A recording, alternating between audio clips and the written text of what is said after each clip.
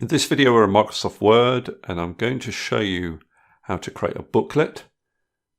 Quickest way is to go to File and then New, and down here where it says Search for Online Templates, type Booklet page numbering. Press Enter to search and there is the template you can use. Click on it. Click on Create. So what does it give you? Well, the first two pages are the cover page of your booklet. You've got the front of the cover page and you've got the back. And these pages contain no page numbers. So you type something like title here, and then you could leave that blank or put something on the inside cover.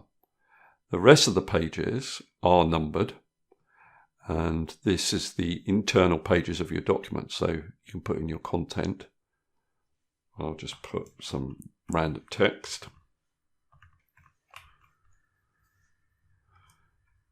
You can see it creates new pages as they're needed.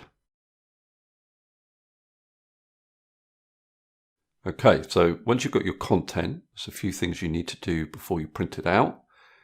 You go to the Layout tab on your ribbon, Page Setup Group, click on this little launcher button, go to Margins. Under Pages, select from this drop-down list, Bookfold. Then you need to think about your gutter. So presumably you're binding your booklet in some way, and you want your text to be an appropriate distance from the binding. So I'm going to change my guttering to 1 centimetre. Then we need to think about the size of the paper that we're printing on. Go to the Paper tab. You can see that by default it prints out on US letter size. I want to print out on A4. If I click on OK. And one thing to note is that when I did that, I was clicked into the title page. So it's changed this to A4 size. But if I click on one of the internal pages, that's still letter. So now I've clicked into that page, I need to change that to A4 as well. And that'll do that for the remainder of the pages. Right, one more thing before we print. We go to File and Print. And then presumably you're going to print on both sides. And you need to make sure that the Flip Pages option is on the short edge, not on the long edge.